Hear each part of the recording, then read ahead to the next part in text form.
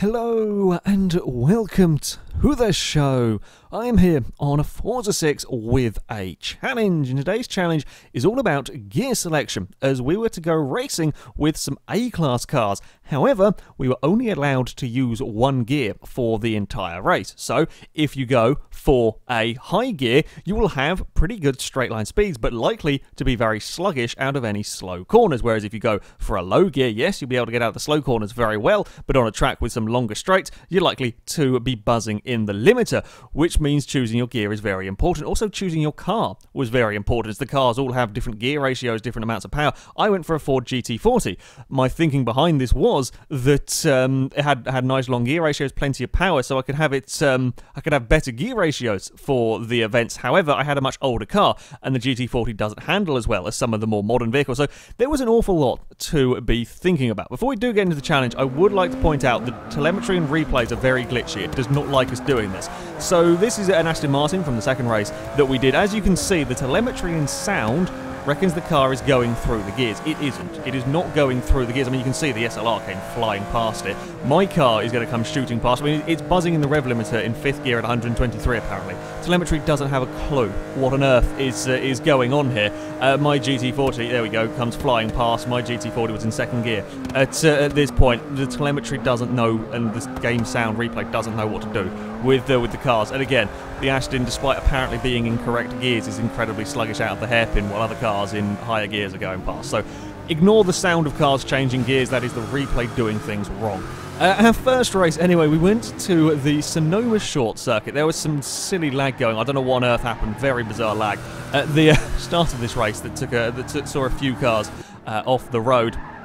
Now, this track was an interesting one because there aren't that many straights as such around this layout. Track layout I absolutely love, by the way, but there aren't a huge amount of straights around the circuit, but there are lots of kind of medium speed corners. So yeah, kind of picking a gear, a lot of people went for sort of 3rd gear, 4th gear was generally a good shout. I, of course, in the GT40 went for 2nd gear because of the very, very long gear ratios.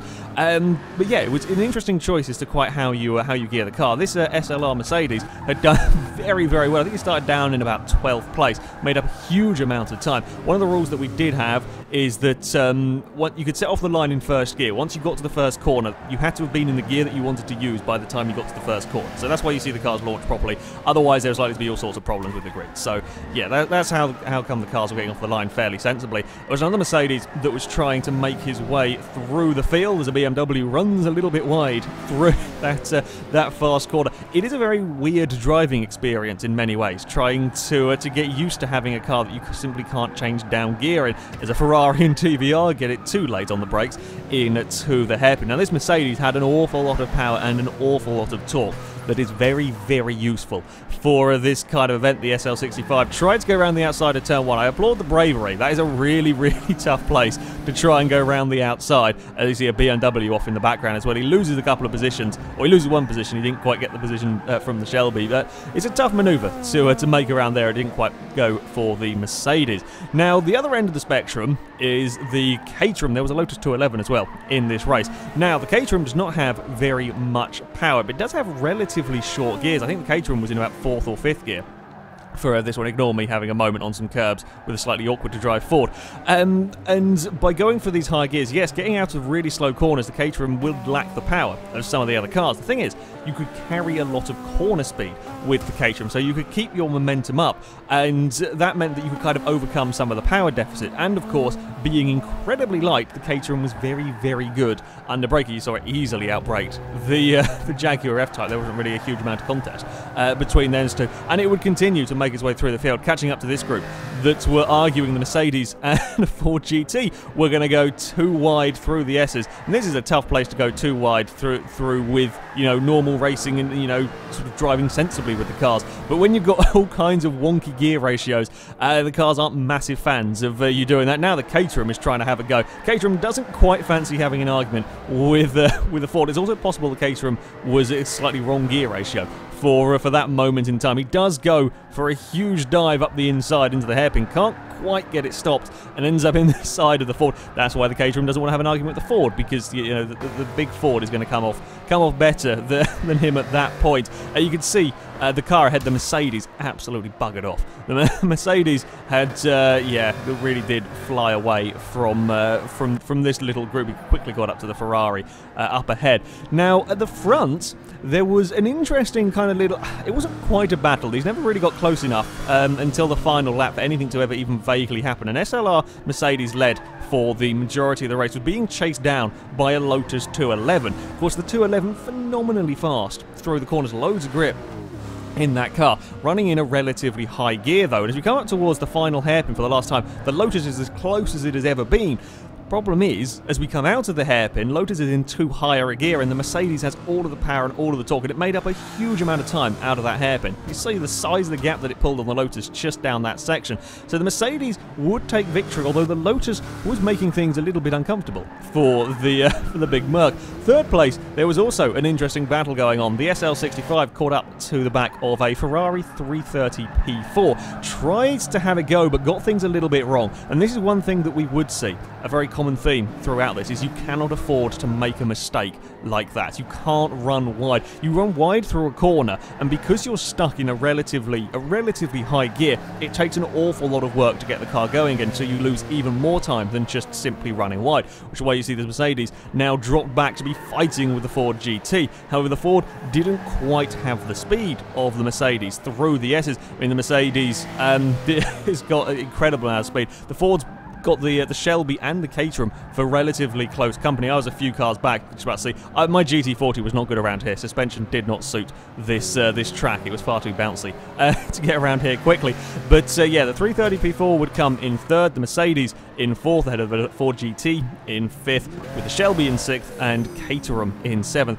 It was a fascinating tactical battle. I think it was a really interesting kind of racing to do, because yeah, it's really got to get your gear choice correct for the track, but it's also got to be correct for your car as well to make the most of the car's good attributes. Second race went to Hockenheim. Now Hockenheim is another really arsey track really for me to pick. While the cars ahead of this Mercedes got things a little bit wrong and went for a time, we did see a lot more mistakes in this racing as well. A lot more sort of collisions and slight bumps going on. I mean, you saw the Mercedes got stuck out with a Ferrari. The problem was the Ferrari was too high geared, was very, very slow off the corner, and the Mercedes got caught up. Again, there was just, with all of the cars, it's slightly wonky gear ratio. Some cars very quick off the corner, some very, very slow. Yeah, there were a few incidents. We all now come down to the hairpin. This is why Hockenheim is such a horrible track choice, which is why I chose it.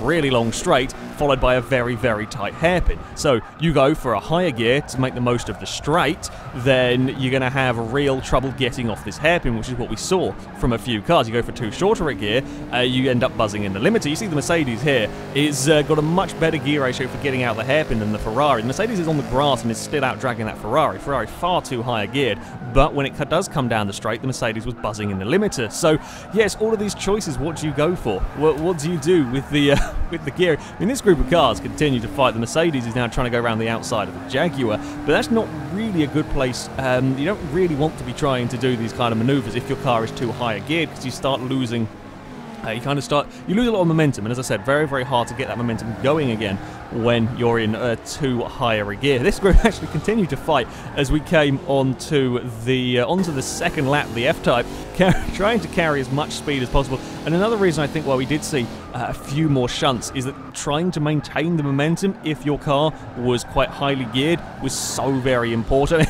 In this one here, the Mercedes, I don't know if the other cars quite knew the Mercedes was carrying so much speed. They just kind of shut the door on the Lotus was making up huge time through the corners, as you can imagine. He flew through the corners to get up into the middle of this group and then promptly ran out of gears. And you can see the second the Lotus runs out of gears as everything then starts to go flying past him again. Yeah, the Lotus just sort of stuck buzzing in the limiter. The Camaros got much better sort of gearing for the straight than the Jaguar. He has trouble going through the hairpin, runs a little bit wide. The two cars get stuck together and both get pulled off the road. Now the Lotus is coming back through as, yeah, he was much better coming coming out of the slower corners, but Lotus is up alongside the Mercedes again. Lotus running out of gears as we run through the next corner. The handling though on the 211 was all very, very useful, although he pushes it a little bit too much through the next turn, as does pretty much everybody in this group running wide. Yeah, people were kind of taking almost experimental lines, just trying to keep momentum up. And yeah, often with some of the heavier cars, we're finding they were going a little bit wide, and the Jaguar here is trying to go to the inside. He does get his car alongside, but it's against a 211, and we know how well the 211 handles, and he keeps it around the outside. A couple of cars up ahead had a little bit of a tangle, a little bit of an off, and the Lotus on the inside can easily outbrake the F-Type, and the Jaguar can't do anything about it on the exit of the corner. Again, the Lotus has got that acceleration away from the turn.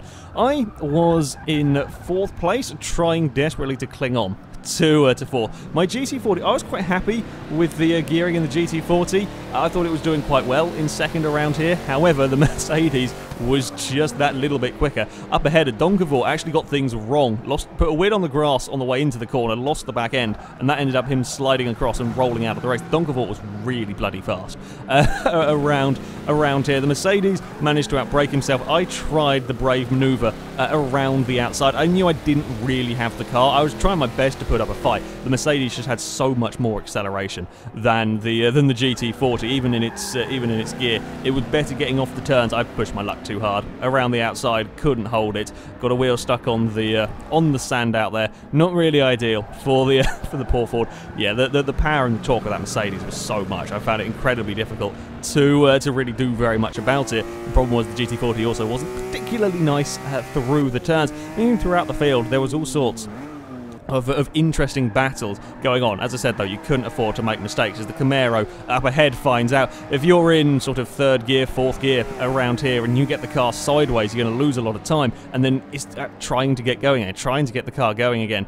when you're in slightly too higher a gear. The TVR kind of got away with it. TVR I think in slightly lower gear, so got away with having a bit of a slide, didn't lose too much time bogging down, but then he's stuck in the limiter. He's stuck buzzing the limiter, and the other cars come flying past because, well, they're simply not. I mean, the Shelby go absolutely flying past the TVR, and even the Camaro, with such a poor run off that corner, would easily outdrag the Sagaris. And yeah, I mean, there was plenty of interesting battles going on throughout the field. I mean, we saw the TVR being a little bit short geared for the straight. Well, this Ferrari was a little bit too over-geared, was struggling a lot with coming out of the slow corners, and the problem with Hockenheim is, yes, there is a couple of long straights, but they weren't long enough for this Ferrari to really come good, because you do spend a lot of time, certainly sort of around this section here. He's got to wait and wait and wait because there's just no power. He's far too high geared, while the cars ahead will vanish off into the distance. I mean, once the Ferrari gets up to speed, once it gets going, yeah, it is far quicker than these cars around because they're stuck in the limit. I mean, the Ferrari's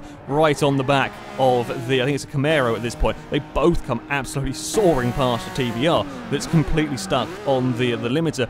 But now we come to the hairpin, and that is not a good place for the Ferrari. You just see as they come off the corner, the Ferrari has just got absolutely nothing. The Camaro will go flying past. The TVR will get far better acceleration than the 330. Yeah, if you overgear the car, that's the problem. That's the problem that you end up having. Yeah, for that brief bit down the straight, it was very quick, but everywhere else was really, really struggling. This was the battle over 3rd place. The Mercedes were going for quite a dominant 1, 2, 3. However, there was a Ferrari 330 that was trying to change it. This one here, slightly better geared. I'm not sure if it was 2nd or 3rd. These cars are running, so I think their gearbox is slightly different to my GT40s. But yeah, this one was much better geared for this circuit. I mean, these classic race cars have very, very long gear ratios, so you had to make sure you got it right. Otherwise, you were in an awful lot of trouble. But again, he was coming up against just the power of that Mercedes.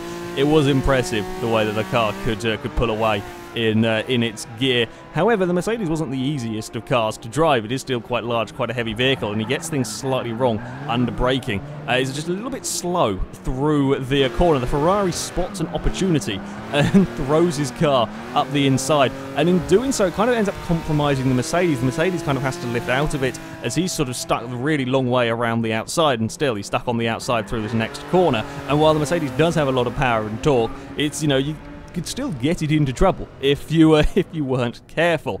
at the front, and it was the McLaren SLR against the SL65. These guys were having a pretty close race at the front.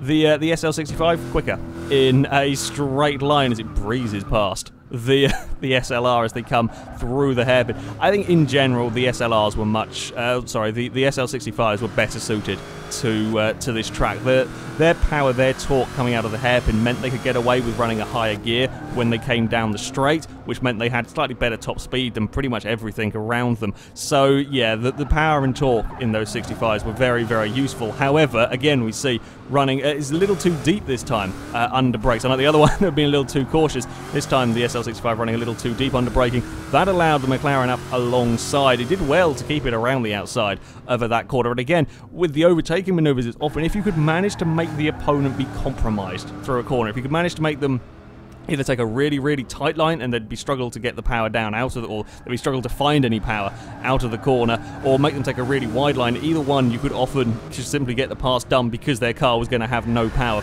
on the exit of the corner. And as we come through these final few turns, the 65 is having a look, but there's just nowhere really, you can't really do very much through these corners. I mean, I'm sure the SL would out-drag him if they got to the straight again, but it didn't matter because it wasn't a particularly long run to the finish line, and the McLaren takes 2 victories. It was almost a Mercedes 1-2-3, but the 330p4 managed to spoil that party a little bit. And for our final race, now this was a really tough track selection. Again, reason why I chose it, Monza, because there are some very, very long straights that you want a high gear for. But then you have the chicanes, and that you don't want a high gear for at all because it's incredibly tough to get out of them. Leaving like this first corner here in too higher a gear and you're in all sorts of trouble, as I found out. Now, I opted for 3rd gear around here, knowing about the length of the straights. However, that meant out of that first chicane, I was really slow. And you just see all the cars compiling past as I cannot get any power down. Admittedly, it wasn't helped by the fact that we were going 2 and 3 wide through there, and I was stuck on the outside. So a lot of this track came down to, could you be neat through the chicanes? If you could be neat, you could make a higher gear work. If you could keep that momentum up through the chicanes, you could get away with running a little bit higher gear, and that was very, very important so that you weren't buzzing in the limiters when you came down the straight. I mean, you see, I got really neat through that second chicane, got a really, really good line, and that meant that I could get away with running that higher gear if I could keep the momentum up. But you had to do that. If you were ever out of position, you lost a huge amount of time because you were stuck with absolutely no power. Again, the 330p4s were proving to be a pretty good choice. Probably the slightly better choice over my GT40. The GT was just a little bit more difficult to drive, a little bit more wallowy on the suspension. In all honesty, as we come through Ascari, the Ferrari being quicker than the F-Type in a straight line, the Jaguar goes for it across the curbs. I mean, there were often times when a couple of cars would end up with fairly similar sorts of straight line speed, despite being in vastly different gears, and of course being very, very different cars. And this was one of them cases. These two very, very even in a straight line. The Jaguar has a go into the Parabolica, and as soon as you start overtaking, that's when you often saw problems because you'd start compromising. You'd be having a dive, or you'd be trying to defend, and so on, and that would just slow you down a little bit. Like in normal racing, it would slow you down a little bit, but when you end up slightly out of position with this kind of thing, it slows you down quite a lot. So you saw how the Ford GT there caught up really very, very quickly. Again, there was plenty of battling going on throughout the field. The Mercedes was trying to find a way past the TVR, and sure enough, got the opportunity. As again, we see a car running too deep into the chicane. The TVR was better gearing for getting out of the corners than the Mercedes, but by running too deep into that, he was really sort of stuck out wide, and had just absolutely no power to get going again. Mercedes runs wide, dips a wheel on the sand, and that puts you in a world of trouble. As I said, at Hockenheim, you cannot afford to make mistakes with these cars because just that dipping the wheel on the sand costs you that bit of momentum. It makes it even harder for you to get going when you're in a high gear. Lost Mercedes 2 positions, just running that little bit wide, and now he was under threat from an Aston Martin as well. Aston thinks about having a go at the inside, doesn't particularly fancy it, again because you want to be very, very smooth through these chicanes to keep the speed up. I mean, you'll see the 2 cars up ahead, the TVR and the Lexus, both trying to carry as much speed as they can through the turns, just push it a little bit too much, and both end up out wide. The Aston Martin's past the Lexus as well. Now the Mercedes is coming up alongside the TVR. Of course, the TVR will run out of gears before the Mercedes. but into Parabolica. The TVR's on the inside, tries to keep the position, but runs wide through the turns, out very, very wide on there. Now the Mercedes has got to worry a little bit about the Aston Martin, but they both get through there, and as they leave the corner, you know, they're both about a similar sort of speed. Now, one of the cars that was struggling a little bit was the Challenger Hellcat. It was currently in second place, although coming under fire from the cars around it. Now, very, very quick in a straight line was the Challenger. You can see that the Donkavort does very, very well because you can keep it in a high gear because you can carry the speed through the corner, so the Donkavort doesn't really run out of gears. The Hellcat, yeah, is by far the quickest car here in a straight line. However, to do that, he had to run very high gears, which meant it was awful off this first corner. It just could not get going. I mean, the Ferrari's gone, the Doncavort's easily gone past him. The other Ferrari that was well behind this little battle, and the Donkavort has gone and got himself up into second at that point because it could carry the speed through the corner and then get going out the other side. The Dodge does eventually kind of pick up speed, but it loses so much ground trying to get out of that first chicane. Again, you see you have to take a really, really good line. You can't afford to make any mistakes with a car like this because otherwise you will end up with absolutely no power in the car. Yeah, when it comes to the back couple of straights, it's great because you have a huge amount of straight line speeds. You're not going to get stuck on the limiter, but yeah, it was struggling around the first chicane. This was another good old battle that was going on between the Mercedes, a couple of the Shelby Mustangs, and the Lexus LFA were all in this little battle. Now, the blue Mustang had obviously gone for a lower gear, was bouncing off the limiter down the straights. However, that meant you were quicker off the corners, so you'll see him get exactly equal cars, those two Shelbys, but the blue Mustang had a better gear ratio, so he could easily drive past. And you see the LFA was a similar story, much sort of had a shorter gear ratio, so much faster off that first turn, and being quicker on that first turn, you were quicker all the way around the next corner and then down towards this chicane. The blue Mustang slightly fell off the road. I think he was trying to go around the Mercedes, and yeah, couldn't quite make it stick. The white Shelby here managed to compromise the Lexus enough so that the Lexus couldn't quite do anything. The Lexus were getting a little impatient, tries to be brave and just outbrakes himself, gets a wheel caught on the dirt, and that's definitely not what you want to be doing. And we see another case at the first of the Lesmos with the Shelby just running a little bit wide, and the blue Mustang that had a big off had got past all of them again. I was much happier with my car around here. Third gear was working pretty well for the GT40. I'd caught up to the back of the Hellcat and was catching the group of cars ahead. It wasn't particularly nice through turn one. To be fair, I'd had quite a quiet sort of session with these cars. First two races, not much had happened with the GT40, but yeah, I was much more in the thick of it around here. My Ford was faring better off the turns than the likes of the Hellcat, despite it being quite highly geared, although it didn't quite have the straight line speed of the Dodge. The Ford was very, very good, one of the faster cars here in a straight line. But it didn't quite have the speed, the power, and the torque over that Dodge. So as we come down towards turn one, yeah, the Dodge would pull ahead of me. I'll duck back into the slipstream though down here, which would help me nicely. I thought about having a big dive. I didn't really need to though. I knew how bad the Hellcat was off of the corner, so I was happy just to take a nice line through that corner, focus on getting a good run off the turn, try and keep some momentum up in the GT40, and then we would breeze past as the Dodge just couldn't get going again. All the meantime, we were actually getting caught by an F-Type Jag as well. So yeah, I was just kind of making the most of the strengths of the Ford, but you had to be very, very smooth with the Ford if I was to get any speed out of it. Otherwise, you could end up in an awful lot of trouble. As I said, the Donkavort was a very, very quick car. Around here, he was up in third, trying to find a way past the Ferrari 330 P4. At the front, you might just about be able to see him in the distance. A Caterham was going very, very quickly as well around here. The handling cars really were kind of the way to go. Going towards Parabolica, yes, the Ferrari had a better straight line speed than the Donkavort. By the end of the straights, the Ferrari would be going quicker, but the problem is the Donkavort could just carry so much more speed through the corners that it could make the most of its gearing, if you like. And exactly the same could be said about the Caterham at the front. It could carry so much more speed through the corners. It could run a higher gear, and it was a lot more comfortable with running the higher gears, and it would get out of the slower corners better. Again, the Ferrari was quicker eventually, but it couldn't quite sort of maintain it through the corners in the same way. This is around the outside of that first chicane. That is a really tough manoeuvre to make work at the best of times, let alone you've got to try and keep your momentum up so that the gearing doesn't let you down. That's a mighty impressive overtake to get the Donkervoort around there. But yeah, the handling cars were coming good. For this final race, we had told people in the Mercedes were kind of so powerful that they were sort of working incredibly well in previous races, so we'd said for them to try something different, and without the power of the Mercs, the handling cars really, really came through. It was the Caterham that was to go on to take the victory, miles ahead of the rest of the field.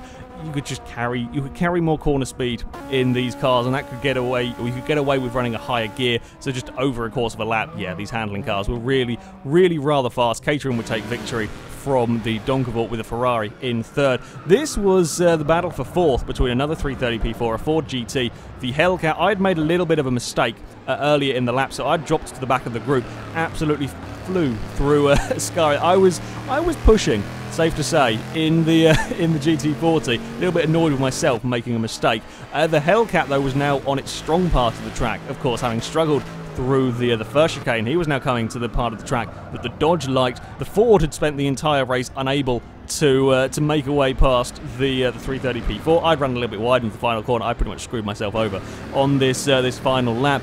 And yeah, the Hellcat's power came through good in the end around the final corner.